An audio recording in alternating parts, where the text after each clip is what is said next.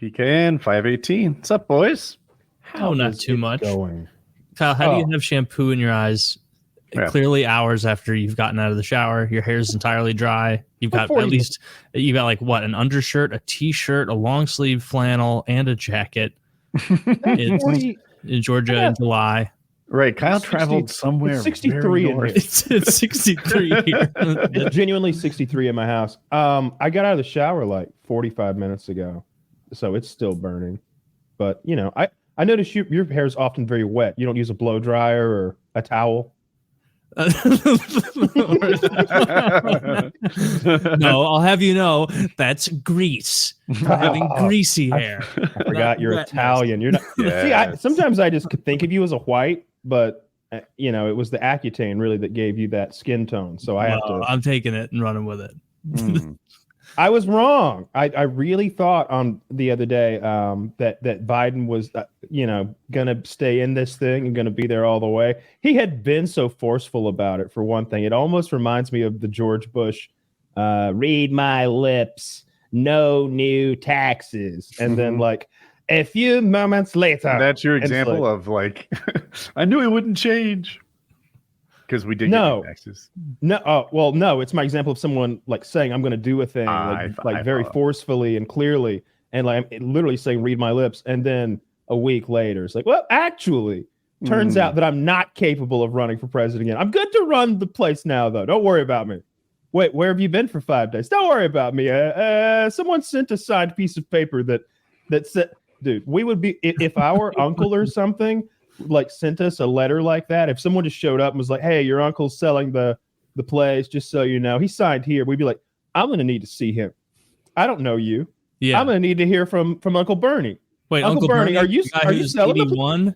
Yeah, I need to see little. You're telling me my Uncle Bernie, who's 81, is selling his house, and all I have to go on is this piece of paper signed by him. I don't know. I'm gonna need to see Uncle Bernie and hear from him about all this. You got to get a look at Joe. I mean, he's just. I think he came out today, right? He was Burns handing around an airplane tarmac. Was I think. I don't think he's been seen for 5 days. I'm definitely not saying you're wrong. I was AFK all day.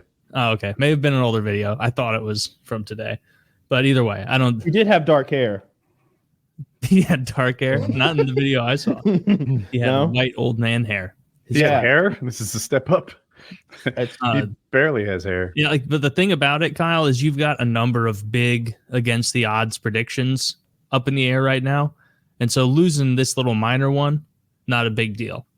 You could still get the Trump call from like a year plus ago, I think, is when you made. Oh yeah. I've got the Trump call down. Like the fact that they're just gonna choose Kamala to be the candidate.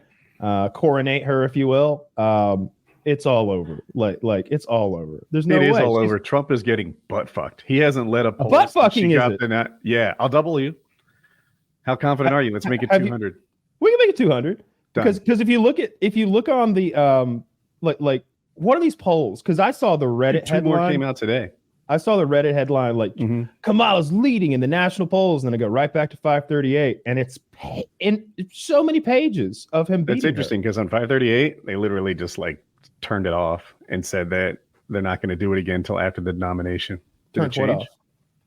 Well, I'll go. They turned polling off. It says forecast suspended on 538. Why did they do that? Because they don't have a nominee for the Democratic Party. Oh, I thought it was almost like foregone conclusion. It is, but that's what the words say on 538. Oh, she's the worst though. She's so much worse. Dude, she is crushing it. She did a rally, and they had to reschedule the rally to not reschedule, but move it to a place that could handle the bigger crowd. The crowd is going nuts, like a 2016 Trump crowd. She has this line that she keeps repeating about how, when she was a prosecutor, she took on these for-profit colleges that ripped off their students, and Donald Trump paid $25 million in fines for his rip-off for-profit college.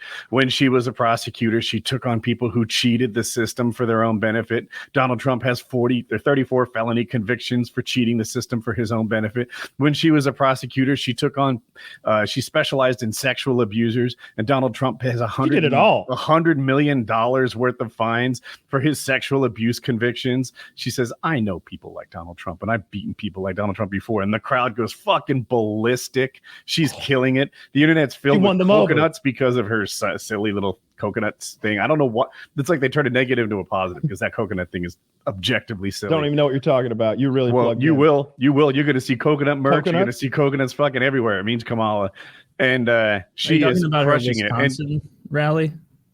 From like 4 or 6 hours ago. Where it was, yeah. I mean, it's a pretty full high school gymnasium. Saying this is like on par with mic drop. Actually, 2016 Trump was 2016 Trump was like fucking Metallica. This week he filled a sports stadium. Listen, I'm telling the story. Stop it. I'll tell the way I want to. Dude, they're trying so hard to make Kamala cool. Did she flex on? Did she flex on all the marijuana prosecutions? Trump. She's winning in every national poll right now. At least the new ones. If you drag out the ones that lasted like 2 weeks or the ones from before, she like was really the person, because people were divided. Some wanted Kamala, half dozens of us wanted Buttigieg. Some people wanted Cooper. Some people wanted Kelly. I forget the other names. Whitmer. Whitmer's a big one. Newsom's a big one. Yeah. I'd rather have The Rock than some of those people. Now, oh my gosh, dude, it's fucking Kamala crazy on the internet. And Donald Trump, he's hilarious to watch right now with his boomer Karen energy complaining. I'd like to see a manager. I want refunds on all the effort I put into Dark Brandon. He's in his own universe. Yeah, I'm not. You're in your own world on this. You guys are in your own world. The Reuters poll. What Reuters is not like. Well, you're fired up about it. That's all that matters. Reuters is the like premier unbiased news organization, right? No one calls them biased except for fucking idiots. Who? And they said Kamala's leading in the polls right now. So I'm loving it. There's a whole new coat of paint on the Democrat. It has been no fun to be Team Blue for like 3 weeks. I'm trying to think. It started at debates, right? At the debates, Trump had a much better debate than Biden did. And then it was just all Trump all the time for 3 weeks, probably peaking at when he got his ear pierced by the fellow Republican, grabbed his high heels and ran off stage. But I see. Then the best thing, like the first piece of good news for the Democratic team was when Trump took the stage and he had this meandering ramble, 90 minutes of debate. And all those independent Democrats heard that and they were like, and then the Republicans heard it and they're like, I'm voting for a woman, a black woman. That was the first piece of good news that the Democrats had, Trump taking the stage. You say that, but think about what you're saying. Why would that help the Democrats if Donald Trump has a bad speech? Who from the right is going to say it was anyone who's tuned in and watching 90 minutes of an RNC speech with Donald Trump? They're not looking to be swayed. They're members of the cult. They're in the choir. They're like, that was a long one. Can you believe when Trump gets the opportunity? This is like a State of the Union for a candidate, right? This is his opportunity to get some eyeballs on him. Democrats are watching him. I did. Republicans are watching him for sure.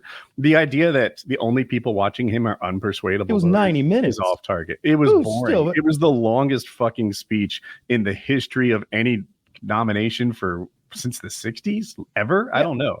It was terrible. It was long and it was meandering and it had all the energy of the Beach Boys singing California Girls for the 3,000th time. And it was all his same like complaints about elections being stolen and other random bullshit filled with lies, the standard Trump lies he always tells that aren't supposed to be lies, right? They're kind of like jokes, I think. Yeah, so Trump didn't do himself any favors at the RNC, and you can't find anyone who says he did. It has finally been fun. Well, I'm glad you guys won. I'm happy for you. I'm glad we went to 200. I'm psyched. Yeah, I think it's. I'm still pretty confident here. It just doesn't. I think she's got. Are you mad at me or something? No, I'm not mad at all. I swear. You're being rude. That's probably true. Sorry. You're like jumping in on the tail of like my words with are you like you want to fight or something. I said me too. I mean, you said I'm glad. I said me too. That's kind of hitting it back. It's not okay. Jumping. Well, I know it's been rough for you guys for a while. I think that Kamala is a terrible candidate. I think there's a reason that she got trounced in that primary process back in whatever year it was when her and Tulsi and Joe were on stage, and they're trying to see who's the most racist amongst those three. And Kamala's calling Joe a racist, and Tulsi's calling Kamala a racist, and it's ridiculous. I don't think she's a good candidate. I see the framing from the left is that Donald is running from a debate with her, or when they see that Lacey's done it. Yeah, or they made fun of Trump's VP Vance because he said he was upset that he wasn't going to get to debate her. It's like, why are you making fun of him? He was going to debate her and now he's not. You're going to have this like really well-spoken guy talk to someone who has trouble with sentences and, talking to people. Every speech I've ever seen from her was pretty rough. I remember that Space Force addressal or whatever you want to call it. Like that was crazy. Space affects us all. I remember when she was talking there was a school bus behind her. I don't know who she was talking to. It's possible she was talking to like preschool kids. And if that's the case, then she nailed it. No, that was MIT. She's like, who doesn't love a big yellow school bus? Dude, I think she's had some klutzy things. The coconut thing, which I'm sure you'll get exposed to soon, to me was lame. The montage of today unbeholden by unburdened tomorrow, by today from yesterday's sorrows or some shit. I get it. I don't like that one. I think she thinks it's clever, but I don't think you'll see her say it again. But today's thing, she's killed. People are taking snippets of it. They're going viral on the internet. Everyone's excited. Not everyone, of course. She has bad cadence. Like the speeches I've watched from her cadence is very bad, and she puts the wrong emphasis on the wrong syllable in the way she's speaking, and does a very insincere Hillary Clinton-esque panic laugh way too often. And so I agree that, dude, the Democrats have so many better people. And like Kamala, she just sucks. She doesn't inspire. There's a reason they kept her, under a blanket the past 4 years. She doesn't pull well with people. She's been working on the border, Taylor. That was her. I think what happens is the blue team is thirsty for someone, and they gave her Kamala, and they're excited. I agree that I don't know about the cadence thing. That's how I see Trump. Donald Trump is always doing this sing-songy, like wavy up and down cadence thing that I find unappealing, but some people love it. I can't ignore that. He's popular with less than half the nation, but almost half. But Kamala, I don't see the cadence thing. I do see the laugh thing. Trump's first nickname for her was Laughing Harris. Laughing Kamala. No, Laughing Harris. And I'm like, cackling Kamala was right there. Right. And he went with Laughing Harris. I think you're losing your branding, dude. But are they going to debate? Or Trump has twice said he doesn't want to.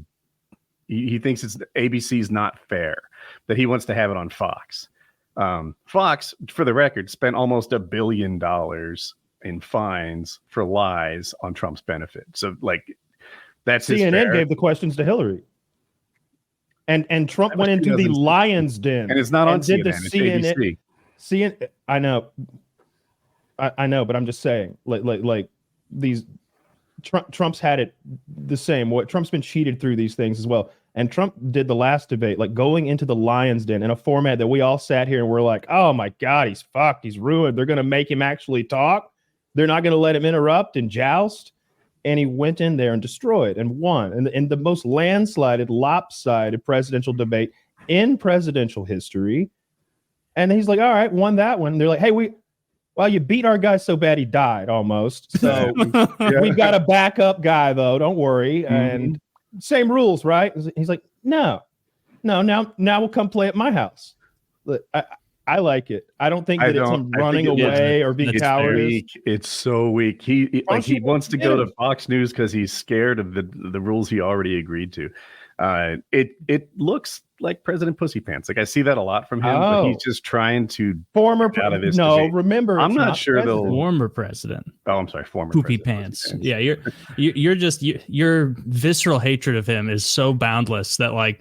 I don't know if you can interpret anything he does without being very negative about it. Like I hear you, but like to me, I'm seeing him for what he is, right? Like, dude, the Epstein phone logs didn't change anybody's mind. Like at this point, I keep saying it. Trump could rape a child on Fifth Avenue, and his supporters would still back him. A Russian child? Trump was like, he's going to hand over Ukraine to Russia at this point, which I know Taylor likes, but it's against my moral code. A lot of people do want us out of that war. Yeah, I don't for sure. I don't like a lot of things about Trump, but I do absolutely despise all the things about, the other side, and a lot of the people who are so pretentiously like shoot him down and treat him like shit and call anyone who supports him a worthy of death loon who's a deplorable or whatever. Like the way they painted his supporters with one brush. And you're going to have a hard time getting me on board with a marijuana prosecutor who sent 1,500 people to prison for marijuana crimes. And then when when they asked her if she smoked marijuana, she giggled and laughed about it. Someone who had someone sitting on death row and had evidence that clearly they were innocent and waited till her hand was forced to let them out of prison. I get you. I don't like that marijuana prosecution thing, but I mean, marijuana prosecution was like going away under Obama, and Trump brought it back. Mm-hmm. It's hard to consider that his strength. It's what she does, though. It's her bread and butter. Like it was her thing. So it's a whole different scenario. And also, like, Trump's just, if anything, he's sticking with his ideals with any sort of marijuana policy he has. He's fucking straight edge over there. I mean, he's got his cold pills, but he doesn't drink and he doesn't smoke weed. He doesn't smoke weed. He's definitely not cool enough to smoke weed. I think he doesn't smoke weed because he likes to look down on it. Maybe like that's my vibe for Trump. Like or maybe he does. I think it's maybe just straight edge, like a health thing, perhaps. I don't know. It's hard to see him as a health nut, but there's a reason he doesn't smoke and drink, and I just have to bundle marijuana into the same sort of line of thinking. Maybe, which is not a hate thing at all. Yeah, but anyway, I'm concerned about Joe. Where is Joe? I want to know how he's doing and how he's running the country right now and keeping us all safe. How is the federal government being led by he's not right now? Dude, yeah, he hasn't been running the country for years, dude. Everyone knows this now. I'm thrilled with the way the country's being run. Like, I genuinely am. I saw Pete Buttigieg tweet. So there was that freaking CrowdStrike thing, and Delta Airlines was having trouble. Buttigieg gets on the air.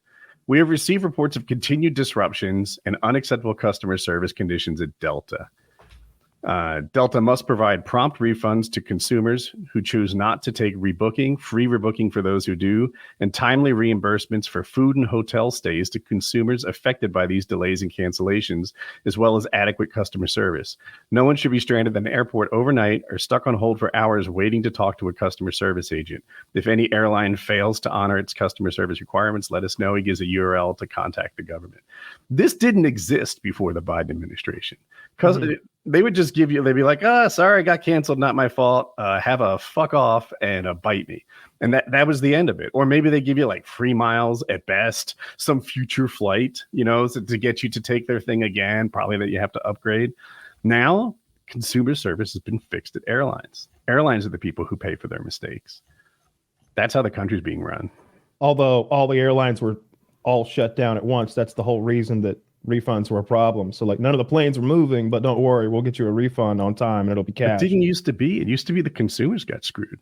Oh, I'm aware. I remember when Biden signed the order or whatever. It's only been a couple months, it feels like. This is like such it's a good thing, but it's the teeniest, tiniest little thing to like hang your hat on as far as like how the country's going. I'm looking for big policy, large things. I like his infrastructure to be able. I like his infrastructure stuff. I like his infrastructure stuff. Mm-hmm. I heard he did something about the fucking lead in the pipes, which it's like, why don't we have fucking lead in our pipes in this country? God damn you people! Like, okay, maybe one less Spirit bomber. Okay, one less. And we fix all the lead in the pipes. What's a Spirit bomber? Probably some absurdly expensive military thing. What is the B-2 Spirit, right? Oh, okay. Yeah. All right. One less $1 billion plane. I think those are $2 billion. Jesus, I think those are $2 billion planes. The new ones, what is it, a B-21 or something like that? Jesus fucking Christ, get the lead out of the pipes. So like, I like to hear stuff like that. But I really don't like that border thing. When Hutch was like, some people think that they're just like bringing brown people in to like, be Democratic voters. Like it's a big conspiracy. And it's like, they are bringing brown people in to be Democratic voters. It's not even it's not a conspiracy theory. That a conspiracy? It's right before your eyes playing out, my friend. It's what I just don't like actual. is that they had a bill to make it better, right? To get those asylum cases sorted out and to get them back on the other side of the border, and Trump stopped it. And yeah, I read more that. about that, and it was like unpalatable what they were offering. It was like Tell me what like the amount of people they were allowing in was thousands a day, and they were still not going to take any additional action until that number was exceeded. And it was like it was higher at sometimes than like the seasonal average. And so it was basically just saying things can continue on and we get what we want, and we'll still block you if you try and take action on this later. Like it wouldn't have delivered to him what he wanted, or to his voters what they wanted. Like people like me, we want the border shut down. We don't want 1,000 people to be able to enter a day. You have to deport illegals and shut the border. Like you're not a real country if you don't do stuff like this. I'll tell you what gets me fired up. It's when I see those signs at the convention that say mass deportations now, and it's like, yes, I want you to hire 100,000 new people who are looking for them, who are digging them up, who are shipping them out. Put them in camps. Do we need to put them in camps first to organize them and put them in the camps? Just put them on a bus down to fucking Mexico, and it's Mexico's problem. They've been facilitating so much of this for how many years? Fuck them for doing this. I just have no. If they're here illegally, they should go. We should get them out. They should leave, and I'm just so for that, and it makes so much sense to me that when I hear Medicare for all, I'm like, fuck yeah, that sounds cool. Let's do it. All who though? What about those 11 million that just snuck in and the 20 million that were already here before that? Oh, they already get free healthcare when they show up. There's only like that's like 10% of our fucking population. Like, wait, what? Like if you want to have like universal health, there's roughly 320 million Americans or something like that. Like if there's 30 million illegals on top of that, I don't know. I don't know if we're counting that, but that's roughly 10% of the population of America is illegal immigrants. And just imagine if if we were importing like white people from a right-wing country somewhere and using them for the census to determine congressional seats. Just moving millions of polls into swing states. and every downright, Kyle. Which part? I just 30 million. Like illegals? 1 in every 10 people in America is an illegal immigrant. Not in Raleigh, North Carolina. Think about, okay, but like anywhere I go, I travel around the country a good amount. Mm-hmm. I don't think 1 in every 10 people I bump into is an illegal immigrant. Does that sound right? Does that sound like your high school? Does that sound like your experience just living in America? Yeah. 1 in 10? Yeah. Maybe more. Depends where you go. That's why we should all have our papers on us at all time. And if you don't present your papers immediately upon request, then right into the van. It's a higher number than I expected. Pew Research says 11 million. It's been 11 million since like 2002, hasn't it? In 2002, it was, so I have every 5 years. In 2000, it was 8.6 million. It looked like on this thing, it peaked in 2008 at 12.2 million. It went down through 2020 to 10.2 and then to 11. So I think I got I don't understand how that works. I'm sorry. Is that total number of like illegals within the country? And how do we even count them? I don't know. I'm only as good as my source, which I linked in there, this Pew Research source. Yeah. If you scroll down a bit, I'm looking at that first chart. My thought is the whole thing is that it's people sneaking into the country and trying to stay under the radar. So it might be hard to keep tabs and count them accurately. It's like, yes. Yeah. That's why I'm like, I don't know. Pew Research sounds like, it doesn't sound like, illegal. Well, let's say it's 10 million. .com, right? That's still too many. Like 10 is too many. I thought I was going to see like 1, but. And again, when I used to think about it, I would picture like families and like single mothers with 3 kids, just trying to like she works as a maid and it won't cut it in Mexico. She needs an American maid job. That's not it. When you go and like see what's going on down there, not that I've been or any fucking thing, just like Kamala. They did dig up a photo of her today. She has been to the border before. It happened one time. Her hair's so short. It's like, what year was that? Okay. Anyway, it's a lot of Africans. It's a lot of black people from Africa and the Middle East. And they've got Mexico? Coming through Mexico. I watched the Andrew Callahan video. He's that Channel 5 guy who's like as indie as it gets. He's just a dude with a cameraman going places and doing weird shit.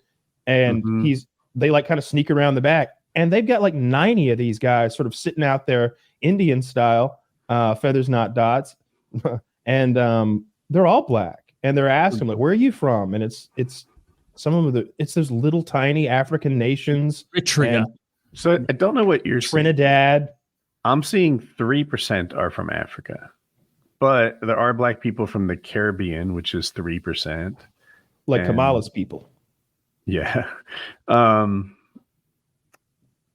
here, I'll just show you what I've been trying to understand her genetic, what am I looking for? Racial background. She's she's Indian. Half Indian, which is Dot, and she's half black, Jamaican. So yeah. I just learned a new term, foundational black. Have you heard this term before? No, I don't think so. It's not racist or scary. Foundational black refers to like descendants of slaves, and it comes with a certain culture and what do they call it? African American vernacular, and and then there's the other kinds of blacks, people like Chocolate Thunder, our friend, who are from Nigeria directly, people who are from Jamaica. They're not foundational blacks. The people who we don't owe them shit. Yeah, we don't owe them anything. They owe us for immigrating in. So. Yeah. She's not a foundational black, which some black people feel like she's not one of us, apparently. But this is something I learned recently. Yeah, I suspected that's what a foundational black was or whatever, because last night I was reading about her parents a little bit, and because it's what I wanted to know, and it's just this little anecdote, but I wanted to know if her ancestors owned slaves, because currently the only president who didn't own slaves was whose ancestors didn't own slaves was Donald Trump. Even Obama's ancestors owned slaves. It's on his dad's side or his mom's side. Did they own slaves on the black side of the white? Okay, yeah, I've heard that too. So I assume it's true. Like I've heard the same thing. That'd be doubly fun if his like the black side of his family were the slave owners. Right? I don't know. It's possible. I mean, there's the I was a businessman doing business. Like, the story of Liberia. Like we've talked about that before. Oh, sure, we all do. Yeah. Where like after slavery, they like a bunch of blacks were like, the U.S. government was like, we'll move you back to Africa. You want to go back to Africa? We'll send you back. You can start your own country based on our constitution. And a bunch of former slaves did that. And like the first thing they did is enslave all the locals in Liberia. the first thing, because it like slavery's common everywhere on earth. It took like England and France and the US like to end it everywhere. Like to end it in a lot of their colonies, I should say. There were a lot of other places on earth like Mexico that had already ended it. But yeah, like you go far back enough, everybody's ancestors owned slaves. Slavery is the global norm. To be in a period of not having slavery is the rare, unique time. You know what I mean? I think it'll be the norm no slaves will be the norm going forward. There's still countries with slavery. Like the United States of America. We have slavery right here. They just figured out it didn't make sense to actually house and feed them. and first of all, we never abolished slavery. We abolished some of the forms of it, but not all of them. Like that's literally what prison is. Like that indentured labor in a prison. It is slave labor. Yeah, but if you try and kill someone and we have to lock you up, like I'm fine with that person being forced to make license plates. You forfeited your right to not have to make license plates when you killed that person. Okay, so it wasn't think about that. If you've already decided that there are things that you can do where that right is just taken from you forever, was it really a right at all? You can't take rights away. No, I have a problem with it from a different perspective, Taylor. I wonder if I can change your mind.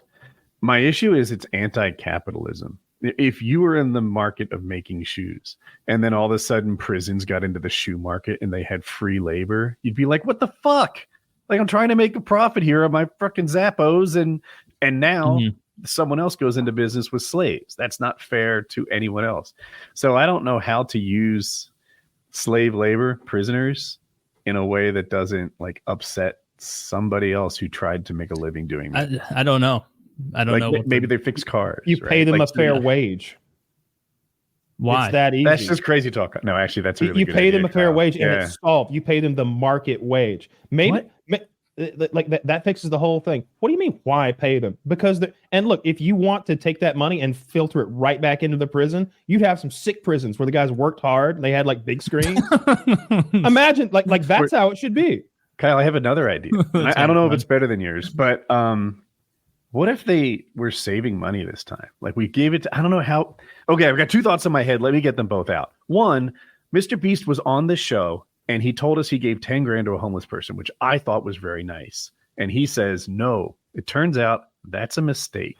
If you give 10 grand to a homeless person, it seems like an act of kindness, but it's more likely to ruin that person's life. Did he make a video about that?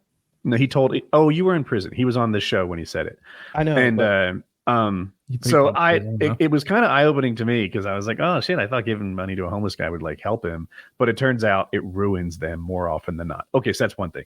But the other, I'm like, when you leave prison, not Kyle, but a lot of people are broke when they leave prison and they're really starting off from a hole. Not only do they have no money and no way to like rent a place and get back on their feet, but it's difficult for them to get a job because they have this label next to their name. So what if while they were in prison, they were learning skills and building a nest egg so that they could rejoin society in a better way? Is it my ideal where this works out really well, or the Mr. Beast truth where we're giving bad people lots of cash to make terrible decisions? Let them have. I mean, look, they're a lot less likely to reoffend the moment they step out the door if they've got 15 grand stuck away that they can liquefy somewhere. You know, I just like think that. What I don't like is the idea of a private prison, which means a rich dude somewhere owning the rights to 1,500 men in Alabama and their workforce. And he essentially has a plantation of mostly black people in Alabama, and he can go to any business he wants in that area if they need, and he can flex all of that muscle against them politically. He not literal muscle, but he can sort of be like, if you want our contract, of course, we come in at $3, they at $7. Ho ho! It's like, I like how your slave master sound in this example. It's almost like I don't pay these boys. Yeah. Take a look at Edgar here. He's the best shoemaker you ever done seen. So you're cutting your nose off. You're cutting your nose off to spite your face if you refuse to pay these prisoners because, you denied those hardworking prisoners their fair wage. But what really happened was like whoever was supposed to be cutting that grass, picking up that trash, mending those trees, or making those shoes, stamping out those license plates, whatever the fuck, they're getting screwed. And the whole business is, all ships in the fucking rise with the tide or whatever. Like everybody's lowering with the tide of slave labor being pumped out of this fucking prison, which has like government funding and in most cases anyway. These sweetheart fucking deals. It's not like they're paying market value for that chili I was eating, that Brushy Creek chili, the finest chili in Talladega, Alabama. That phrasing you had of like whoever was supposed to be making shoes, stamping license plate, etc., is the one I was searching for. Like that's the anti-capitalism part of it that doesn't sit right with me. Yeah, slave labor is a bad idea. As soon as you figure out the cotton gin. I don't like private prisons. The idea of that is just weird. All of them? Yeah, it's bad in theory, but we've had it in practice long enough to know it's bad in practice. Like Taylor's just right from every direction on this. We've seen judges get convicted and locked up for sending innocent people to private prisons for kickbacks. Yeah. This whole system is a bad thing. Yeah. If you incentivize stuff like that, like it doesn't matter. Like it's the way you get way too many people on certain kinds of prescription drugs because you tell doctors, "Hey, I'm Mr. Pfizer here. You get more patients on SSRIs. A sweet little kickback for you." And what you end up with, like it's the same way we have so much corn. You subsidize behaviors, you get more of those behaviors. And so if you tell a bunch of farmers, that their corn subsidized, they don't give a fuck. You tell a bunch of doctors to subsidize SSRIs, they're going to promote it. It's like an ethical thing. There's no right or wrong answer. Our tax code subsidizes behaviors. One thing that comes to mind quickly is the child care tax credit, right? So if you have kids, they sort of lighten up your wallet a little bit to help parents who are still raising kids. You're paid to have kids, yeah. Sure. And this is, in the eyes of the government, considered good behavior. people who own homes, right? It is not rent, but own homes. They tend to be better citizens. They're a little more invested in the area that they live. They care about their schools. Even if they don't have kids, they might care about the schools a little bit, where people renting there don't give a darn. So there's a mortgage tax deduction. The interest on your mortgage is tax deductible. There's dozens and dozens of examples of how they use the tax code to modify American behavior in a positive way. Do you think that's wrong to do? No, it's like subsidizing positive, socially healthy behaviors is always a good thing. Like subsidizing people having more kids, like that's good. Subsidizing healthy behaviors is good. It's where you subsidize stuff that ends up with more people on unneeded and SSRIs, or more people in prison than you actually need because they smoked weed and this judge is crooked or some shit. Like it's a very powerful tool. You just have to use it for things that are generative in our society. I agree with you. There are smart, well-meaning people on the other side of it too. We're on the same side. Yeah. I mean, I guess subsidies in general are neither good nor bad. It's it depends what you're subsidizing. You almost need a. Some people think any government, putting their thumb on the scale of any behavior at all, is like immoral. That small government, get out of my hair, exactly. In every regard possible. But yeah, we're never going back to small like government. That's a crazy pipe dream. Like you need to make sure our large government is doing things that are good for citizens the best you can. On the note of like, it probably doesn't matter who's the president when it comes to like really smart things. It seems like we recognized during the Trump administration how far we were behind, how far behind we were with semiconductors and a lot of high tech electronics and components that were being produced in Asia, and really subsidize and put down roots here to become, just take that back. And it seems like they got it done. It seems like they were like, hey, all bullshit aside, like we shouldn't have all of our high tech parts made over there. They don't like us. They're putting stuff in. Look, they're putting stuff in our stuff so that they can monitor us. Like I remember, what was it? I think it's a trash can or a mop that this lady had that was not Bluetooth, but it connected to her Wi-Fi. And it's like sending metadata back to a server in China about her mopping habits or something. I don't know, but like that's not that. It's probably fairly innocent. It's probably just, I'm sure it's stealing a lot of her data and sending it to China for whatever nefarious purposes, no doubt. But I doubt it's like world-ending stuff. It's more like some corporation has found a way to monetize their mops in a new way, and they're selling the metadata to whoever the fuck. But that's still scary nonetheless. So that CHIPS Act was a Democratic achievement. I feel like it should be called that. Yeah, there were 3 senators that voted for it from the Republican side. They were McConnell, Romney, and Lindsey Graham. And then Yay team. And then every Democrat except Bernie Sanders voted for it. I don't know what Bernie's problem was, but I usually I'm pretty much in favor of anything that brings back like jobs, manufacturing here, especially in the furtherance of like not being vulnerable in potential future conflicts. Like, what I would having probably our number one global rival, not probably, who else but China is our it's fucking China. Like letting them make a huge bulk of our medicine, letting them be so close to where our chips are produced and so much influence there. Like that's geopolitically a disaster. That stuff needs to be made here, so that when shit hits the fan, we're not in a ridiculous situation where it's like, oh no, it turns out we didn't foresee a country of 1 billion obese people needing insulin, just now. I agree with you, but it leaves me confused, and this is why. I really want Americans to be able to easily buy medicine from outside America. I hate that we pay $69,000 for some medicine that an Indian is paying $100 for. Like, this is bullshit. Actually, why is America? That's a real example. I wish I could remember the medicine. Yeah, it is. They broke our like trademark law or copyright law or whatever the fuck, and we're just like, did it. Yeah, there's a way doing it. Fuck you. So, and I feel like that kind of thing couldn't happen if we could be like, what? 69 grand here and $100 there? I'm buying from Canada. Fuck you. And Trump did something like that. I don't know why it hasn't changed everything, but he made it so that you could buy drugs from Canada. I don't know if it's all drugs or what. Yeah. Mark Cuban's thing is really good about that stuff too. Every time I look for a drug, he doesn't sell it. So, Yeah, it sucks. but I love the idea. About his service. It's Sorry, possible just that the assumed drugs you need Oh. are like not life-saving drugs, and maybe they've tried to prioritize things that had like huge inflation rates. But that's I'm just talking out my ass with that. Just Colin is on an SRRI. I forget. Don't judge me, Taylor. He struggles. You would approve if you knew. If you knew, you'd be like, yeah, all right, he's the one. And it's expensive. I want to say, like, we get it. We have a coupon that lowers it from like $800 to $400 a month. So yeah, that's not absurd.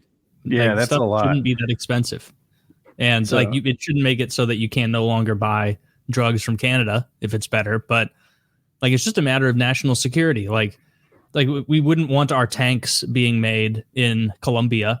We wouldn't we shouldn't have our medicine made in Asia or our chips made solely in Asia or the Middle East or wherever. Like that's just a lot of that is moved back here. If that was, if you had if you were playing Civ, Kyle, and you were like, I got this giant big empire, everything's going great, but all of X, Y, and Z essential product is produced right adjacent to an enemy. Would you go, everything's going good, like let's just keep on keeping on, or would you immediately act to rectify that? I think with slow to start up industries and industries that require a lot of groundwork infrastructure and specialized personnel, those need to be in the homeland. On the other hand, keep making all of our bullshit that we could flip a switch and turn that factory in Detroit on and start cranking out, because the savings have to be ridiculous. You know, there's a reason that stuff is made in China, you know, or Indonesia or India. Well, lawn chairs are not a matter of national security. So if we want to keep on lawn chairs, I think that's fine. Things that could be national security items, but if we wanted to, we could just make them here. It would just cost 30% more. I'm fine with that being over there too. The medicines, keep making them. Y'all are good at it. Things are going well so far. If we had to.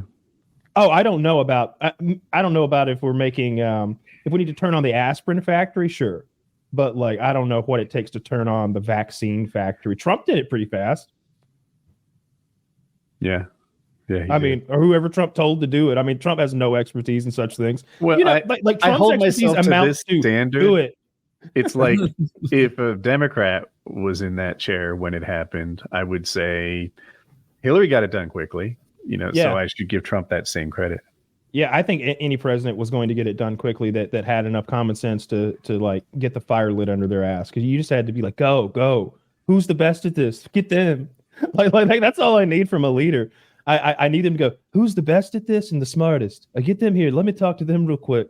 Okay, now go do it or you're fired. Did you see the Secret Service lady resigned today? Yeah, I did. Yeah, resigned. I like to consider her fired.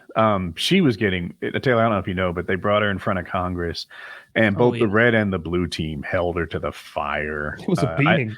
There was a Raskin.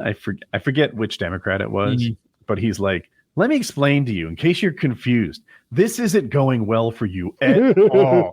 This is going terribly. You are giving us less information and worse answers than you gave the press before you got here. You can't seem to remember anything. You can't seem to recall. You always have to check with something. And like, she basically tried to go in front of Congress in Stonewall and got fired the next day. Yeah. It's like, do you want to make it look like there's a giant cover up going on? Because that's how you act, is like a weirdo who doesn't. They're going the other way.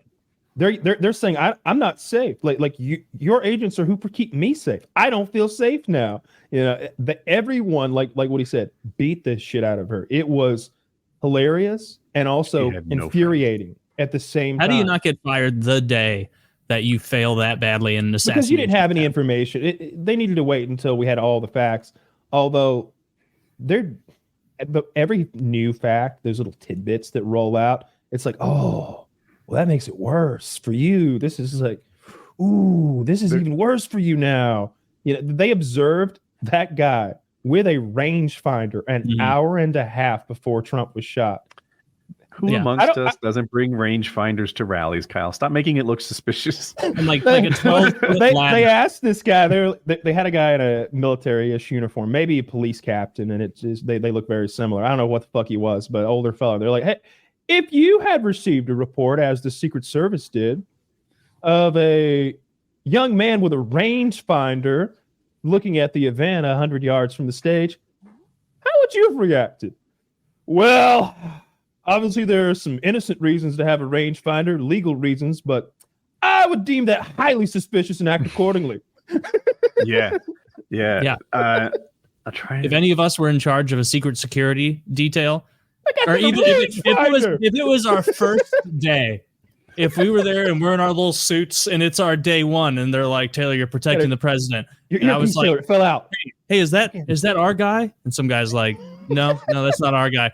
Immediately in my head, I'm like, I'm gonna have a Wikipedia page. I'm gonna save America. And then I'd go over there and I'd handle it, because like you don't have to be a genius to be like, oh, the guy in the cop outfit. Oh no, that's not a cop outfit. That's like what, an Iron Maiden shirt or some shit, like that's, or a YouTube shirt. Like that. This guy very clearly was not anything other than a threat to Trump. Like it's bizarre how this rolled out. Hearing they were like, hey, you said you're going to hold the person accountable, who didn't secure that roof. Does that mean you'll fire him? And she's like, well, I mean, hard to say. And they're like, you said you hold him accountable. Do you think they'll get fired for this? And she's, there's lots of things. Basically, it was like, he's going to get a strongly worded email. Yeah. And now she's fired. What would he have to do to be fired from your organization, man? Would he have to shoot Donald Trump himself, or maybe wing one of us up here? like that would be my next question. Like, what is a firing offense at your organization? I wonder if any Secret Service agents kept their job after like Kennedy or Reagan getting shot or all that stuff. Like, were they as blasé about it back then? Where they're like, Reagan one, I know less about. The Kennedy one, I give them a little sympathy, because he was an amazing shot. And Kyle probably knows every detail, but he was like so hot. He was very high up in the book depository, I think. There we go. Repository. It's a hard one. I don't know where he was, but it's in that bookstore. Very high up. And he made a really long shot. And it's like, oh, were they supposed to secure every building in, like, what is it, Houston? Dallas, I think. Well, Dallas, like, yeah. See, but this setup, Kennedy went against the Secret Service recommendations. I think that route was in question, but definitely they wanted him in a car with a fucking roof on it. He was riding around in a convertible. Did y'all forget? Yeah. They don't do that anymore. Like, Mr. President, let's not pop the top here in Houston. It's election, and you are Irish. But like, if someone's hit a 2-kilometer shot on Trump's ear, at that rally, I'd be like, oh, okay. Well, now we're gonna need to change the way we do things. We didn't know this was a risk factor. Yeah, like that would be one thing. So that to me is how I see the Kennedy one. The Reagan one, I'm very uninformed, so I don't know.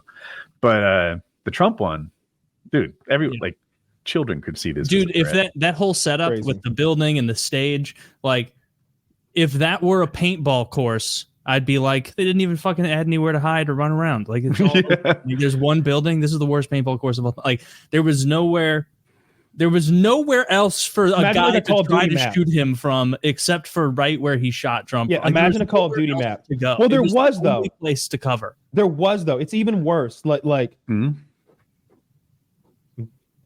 carefully wording this.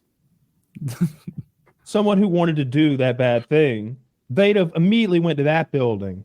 Or they'd have went like straight if at the president's 12 o'clock, like straight where he's looking. Over there, like 300 meters, maybe 400, is like a water tower and another building. That's where someone would be if they were a sniper. If someone they'd be making a 400 or 500 meter shot from a weird location. In the movies they like cut a chain link fence, or they like go back where people aren't supposed to go. Maybe they got to kill a guard who was keeping that place secure just to get into that perch. Or they're making such a long range shot that you're like, yeah, it's not feasible. No, it was none of those things. So it was not even close. It was. I don't think I've ever shot 400 or 500 yards. Could you hit? I mean, I'm trying not to like act like we're hitting, but like a body, Could you hit, assuming you're not going for a headshot, right? I'll tell you smarter. I'll tell you a story that makes me look cool. Okay. Let me tell you a self-serving tale one. When I was like early 20s, my dad's the company representative from the poultry company was over talking to my dad on his back porch. He had brought his rifle over there. He needed it set. He needed the scope set or whatever. And he had a Remington 700 308. And Dad had dialed the thing in really well. And the guy was still missing with it. And he was like, I don't know if it's set. And I sat down and I said, do you see the target at 550? He's like, yep. And I went, at 550 meters, and I shot a target about the size of a pie plate, very nonchalantly, with not with a set scope, with just I knew where to aim above the target. The idea that you would like if you know what the range is, you can dial your scope in. Then it's like Call of Duty. Then it's easier than Call of Duty. Like the new, I don't know if I think the new COD is like hit scan or whatever, where like you don't have to aim above it, but like if you ever played a game with trajectory with bullet drop, then you know like 300 or 400 meter shots can be hard. But if the fucking thing's ranged, you just put it on the target and squeeze. And there are some really high powered scopes out there. I know that like when I read about what's his name, Carlos Hathcock or whatever, the Vietnam sniper. Yeah, his famous book Sniper. Most of the time he was using a really low power scope, like maybe an 8 power or a 10 power, even maybe less than that. I would use a 32 power Unertal scope sometimes for long range shots. You know, on a like bench or yeah. I wonder if that's less effective when the target's hard to find. So if people, well, sure, it's different. If you don't have experience looking through a scope, listener, a 9 power scope will let you see kind of the broad thing, and you can look around. A 32 power scope, I mean, gosh, you're looking at a guy's earlobe at 300 yards. So good luck finding them. Maybe that's an exaggeration, but yeah, you wouldn't use one of those scopes for like sniping, I suppose. But my point is, like, you can get high powered scopes that are, adjustable power. Like you can go from 4 to 40, whatever you want to do. But no, that's a super easy shot. The 130 meter or whatever it is, they go back and forth, 100 to 140 yard shot that the guy had. Not only does it seem like he was on point and Trump just happened to weirdly move his head, certainly not the hand of God. But it's an easy shot. Like it's a really easy shot. If you've got a scope, if he had a red dot or like some sort of, close range optic, then it's a pretty hard shot. If after the first one, you might, after the first one, you're going pop, pop, pop, pop, pop. If you don't know what you're doing, you're really not getting anywhere near your target. You're missing by feet. I'm not a terrible shot, but I'm certainly not special by any stretch of the imagination. At 110 yards, because my range is 100 meters. So at 110 yards, I can put 3 shots in a quarter, like 1 in 3 times. I usually get 1 outside the quarter. And if you were to like imagine a square dollar, like the small way, I could do that 10 out of 10 times. Yeah. That's good shooting. A lot of rifles, that's about as accurate as a lot of rifles will shoot, like a 1-inch group at 100. I think you do better. I'm not that good. I probably have better too. Yeah. I probably have the right equipment though, because like when we would do bench rest shooting at 100 and 300 meter bench rest shooting, you're on not even a bench. It was all concrete. It was like a concrete park bench type situation with those big leathery things to put your gun on. Your gun is solid as a rock. Then the gun you use for that is like a Remington 40XB with a really heavy barrel, really heavy stock, big powerful scope, and the rifle just kind of sits there like a rock, and you're almost adjusting it like it's a telescope, and then you're squeezing a trigger that's beyond sensitive. It's 3 ounces or something like that instead of 1.5 pounds that you might have on something else. Who's the Nazi who makes sure you obey all the safety rules at a range? Is he a marshal, a range master? Range master. He seemed disappointed that all my bullets didn't go in the same hole. Like, I'm trying to get better here. Like, why are you being an asshole? That's why I'm here to practice. If I could do that, I wouldn't be here. Yeah, that's silly. I mean, you want them to touch, but at that point, when you're getting that accurate, you start dialing in special ammos that work better in your barrel. You start worrying about if the barrel's hot or cold when you begin. There's lots of stuff if you're going beyond those sub 1-inch groups at 100 yards when you want all the bullets. Sometimes it'll be a hole, but it'll look like Mickey Mouse. You know, right. Like you can improve on that. You can actually get them all into a slightly bigger than normal hole. Totally unrelated. I've made a bad decision I'm excited about. Ooh. I'm currently installing A lagoon. Ring. A what? Elden Ring, the video game. It's all over like my little internet universe, right? The algorithm keeps feeding it to me. I keep watching it. I'm watching Elden Ring cosplay. Girlfriends play Elden Ring tricks on their boyfriends, and I'm just Elden Ring porn. I have to see it. No, literally, no. Can we play together? Like can is it like open world? No, co-op? it's a single player game. That's right. Taylor, how does it work? Like, how does let me solo her help me if it's That's only in boss player? battles? I think you go to like a separate arena, like you go to an area and then like a boss battle begins and you're kind of in a little arena, and maybe during that phase they can invade or whatever it's called. I thought it was because I thought the other Dark Souls games, they were all single player. Is that not? Oh, wait. Correct? Let me read what Zach wrote. Yes, one of the unique features of Elden Ring is the ability to play co-op with anyone playing the game. With the usage of a few items and following some steps, players need to make themselves discoverable and can then summon others in their game. You can all work together to vanquish boss fights. I wonder if... That's pretty cool. How does it impact everybody's like save, right? Like, let's say, for example, Kyle's some awesome Elden Ring player, and I join him. Like, does that mean I've got that far in the campaign, or if I join him, do I not make any progress personally? I wonder. So I've only played maybe a dozen hours of this shit, so I have a tentative grasp on what progressing through the campaign even means. But it felt to me, again, in my 12 hours, it felt to me like this was not a paint by numbers like kind of thing. Some areas are just tougher than others, so you want to sort of pick around the hard parts. But it didn't seem like there was much of a story. I mean, finding the first NPC took me an hour.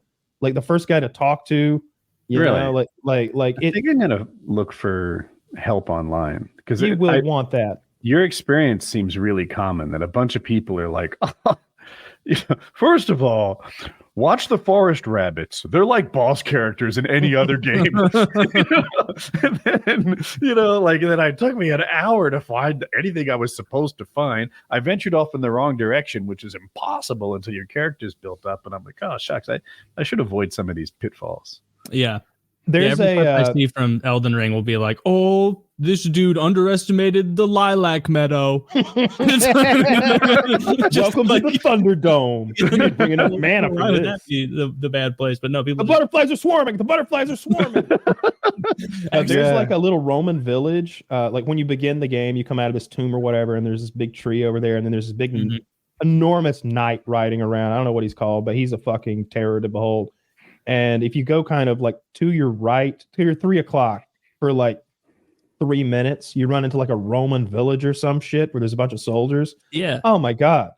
Like I would go there and die over and over and over. Like you'd have to like cheese them. You'd have to sort of like antagonize them and hurt a few and then run and run and run and then come back and hurt them some more. Their dog got me a couple times. Oh, of course. They had like a pack of them. I was treating it was a Skyrim dog where it's like one quick dispatch, but no, this thing was like dodging and attacking me. And dude, I know I'm fucked. At my peak, I never claimed to be Optic Scum or whoever or Optic. What's his name? Midnight. No, he starts with a Scump. X. That's what I was going for. I never claimed to be Octip Scump or Rambo, whoever you want. When I was at my best, I was someone who would probably help your team. Of course. That was good to have around. That's not me anymore. I played Doom not long ago, and I was like, we're going to lower the difficulty for this part of the game. So now I'm jumping in Elden Ring. It's going to be a mistake, but I just have to see it. I mean, hopefully you have fun. Use the controller for that. Wait, what? Yeah, I do. For Elden Ring? I do hear it's better on. It's kind of like Diablo in that you can play it with mouse and keyboard, but it's like formatted for controller play. By the way, I started on keyboard and I was complaining to everybody. I was like, guys, it's just so goddamn hard. I'm like, I don't even know what I'm doing. I'm just fighting bats in a meadow, and I don't. And they're like bats I've ever seen in a video game. I'm fighting these bats in a meadow, and I win half the time. And every time I die, it seems like it resets me to the very beginning, and I don't know what to do. And they're like, oh, you're not playing on keyboard, are you? I'm like, yes. Problem solved. Get yourself a controller.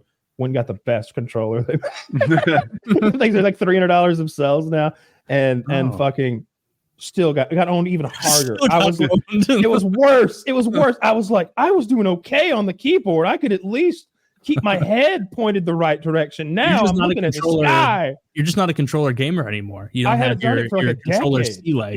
Yeah. When have you heard of this game, Chivalry 2? Yeah, I've played a ton of it. I played a little. I think I might have played the first one. Yeah, it's like this open world battling medieval game, and I watched a couple of my friends play it. It's not open world. Is it new? Not open world. Battle Royale, whatever it's called. It's more like it's more like Battlefield, where you got two opposing sides and you're fighting over territory and doing like medieval like nonsense, like loading catapults and stuff to win the overall game. But it's I don't know how many players in that game, but I'm gonna call it 50 versus 50. Yeah, it's like 64 versus 64. I think it's a shit show. Like when you look over there and see the opposing army, you got to stay with your boys. If you go over there, they get you. Hundreds of people. I played the first Chivalry, so I don't know how Chivalry 2 differs. But I'd be running around. I'm ready to play. I'm not good at all. But I go against other players who were also bad, and I'd be, holding my own. I got third manned in all the time. It seemed like half of the game was making sure that you were in situation that if there is a third man, it's your man. Yeah. I play the archer. I'm over there just like, fuck you. Fuck you too. Fuck you. I watched. No, they sue me.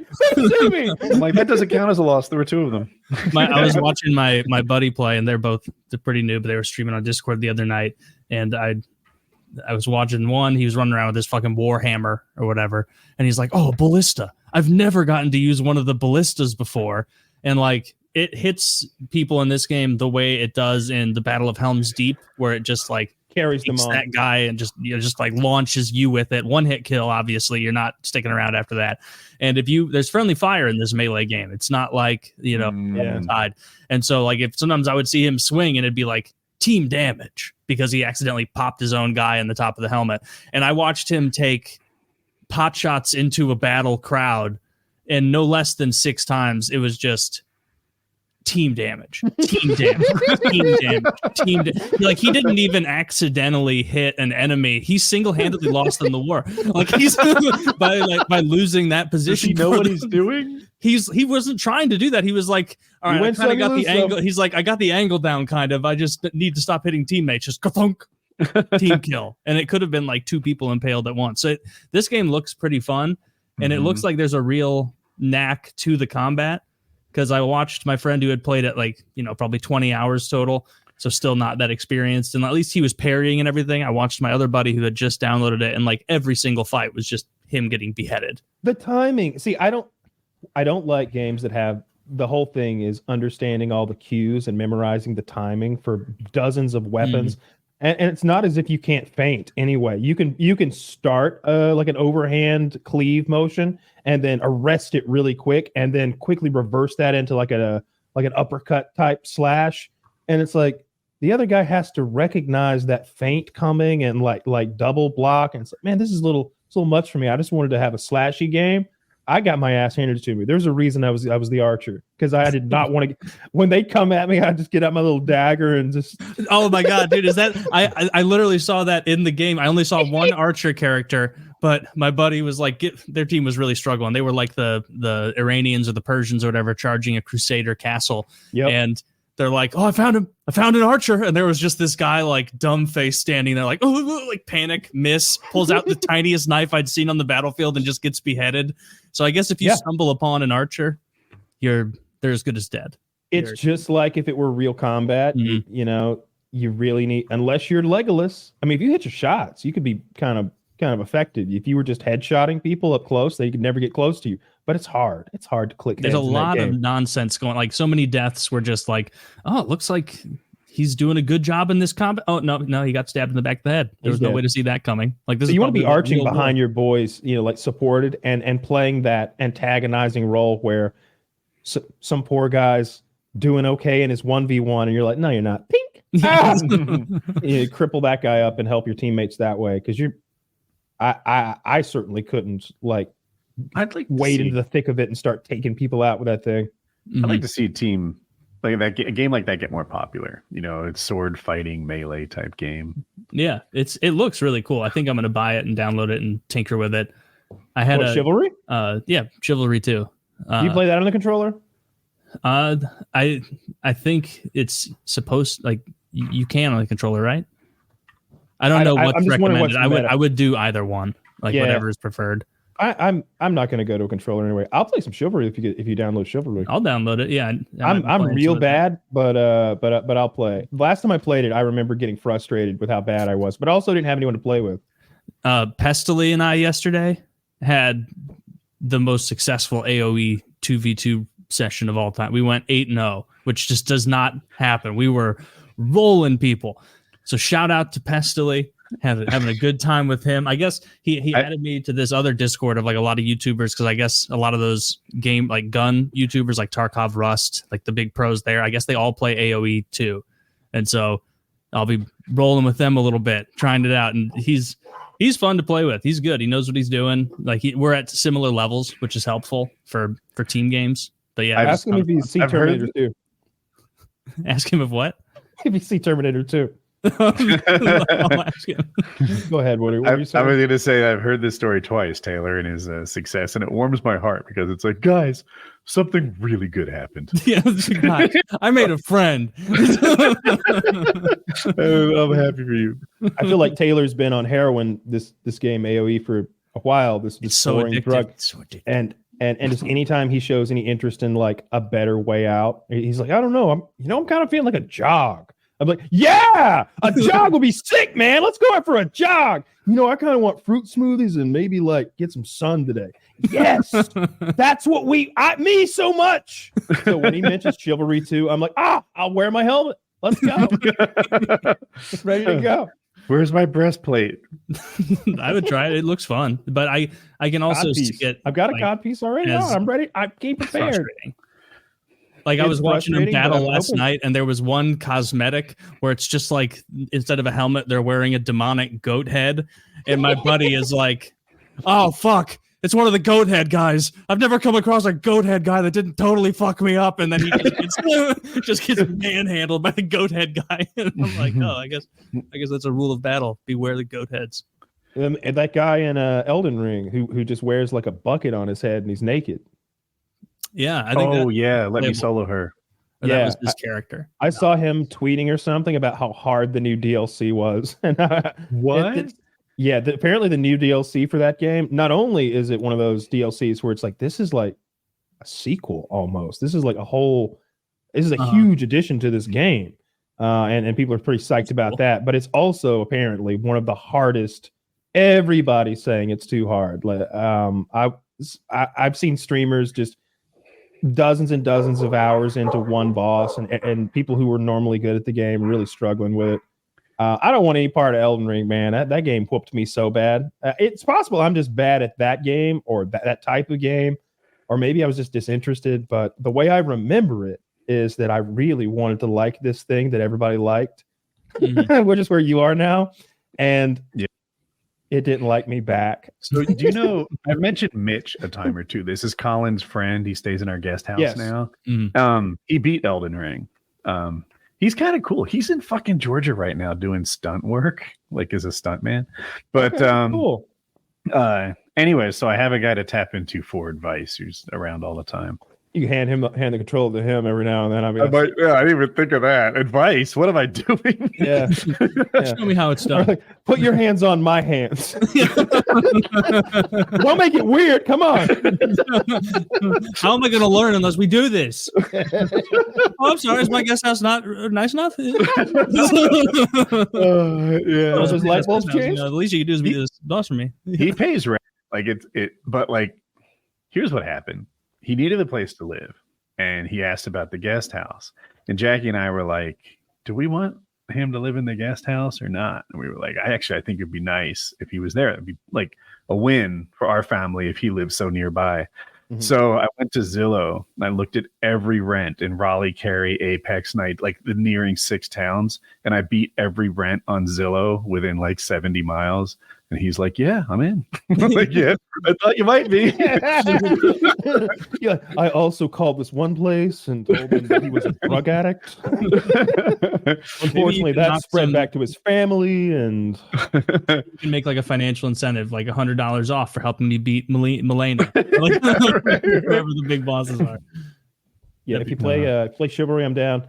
Elden Ring, I wish you luck, but thank you. It's one of those things like that. Just I almost think that people are lying. I think cigars. Everyone's fibbing. I think that yes. I think that an elite group of people play it and are challenged by it and have a great time, and then all their fans and the culture behind it are all pretending. Like I got to see these people's like Steam accounts to believe that these people actually beat this game that readily.